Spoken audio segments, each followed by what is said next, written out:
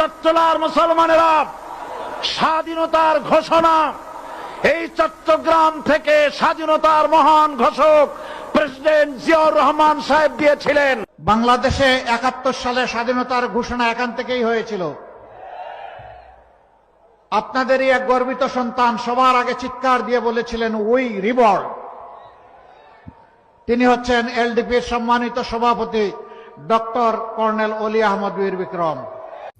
রাজনীতিটারে কত দিন দিন কত নোংরা বানাই লেতে যদি চিন্তা করেন, এই আমাদের এই পীর সাহেবের আমাদের এই আমির সাহেবের কথা শোনেন, জিয়ার রহমানের স্বাধীনতার ঘোষকরে এখন অলির স্বাধীনতার ঘোষক বানাই দিছে। একমাত্র কারণ কি জানেন? সত্য মিথ্যা ঘটনা অন্যদি, একমাত্র কারণ তার দলে সে এখন আছে। গত 50 বছরে কেউ কইছে কথা, এরা তারা সিনিয়র জুনিয়র কে গেছে আগে আছে, এটা ভিন্ন তর্কের বিষয়, কোনো তর্কের বিষয় না। কিন্তু কেন সে স্কেট উড়ে তুললে আনলো? কারণ ক্ষমতা দরকার। কেন এটা ক্ষমতা দরকার বলতে হইব, তাদের দলে সে এখন আছে, এখন তাদের এটা বলতে হইব, ক্ষমতা তাদের লাগবো। অথচ দেখেন বাংলাদেশের সেরা একজন, কি গো ওনার তুলনায় হয় না, দেলোয়ার হোসেন সাইদি কি বলে গেছে, আর ওনারা এখন কি বলে? শুধু ক্ষমতার জন্য ধর্মকে বিকৃত করা যেভাবে করার দরকার তারা ওইভাবেই করে।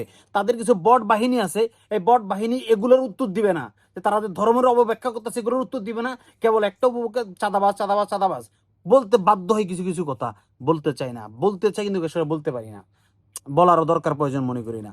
ইনশাল্লাহ 12 তারিখ বাংলার মানুষ লাল কার্ড কাদেরকে দেখায় দিবে। যদি সুষ্ঠু নির্বাচন হয়, বিএনপিকে ঠেকানোর কোনো রাস্তা নাই। আর যদি সুষ্ঠুভাবে নির্বাচন না হয়, আমেরিকার ফিক্সেশনে বাংলাদেশে ভোট হয়, তাইলে কে ক্ষমতা আসবে এটা আমরা জানি।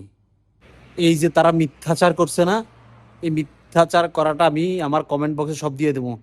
এইরকম অন্ধকার, যেরকম অন্ধকার দেখতেছেন, তাদের মিথ্যা অন্ধকার, আলোর ভিতরে যখন চলে আসবেন তাদের মিথ্যা আর আলো এক হয়ে যাবে, মিথ্যা পরাজিত হবে, সত্য জয় হবে।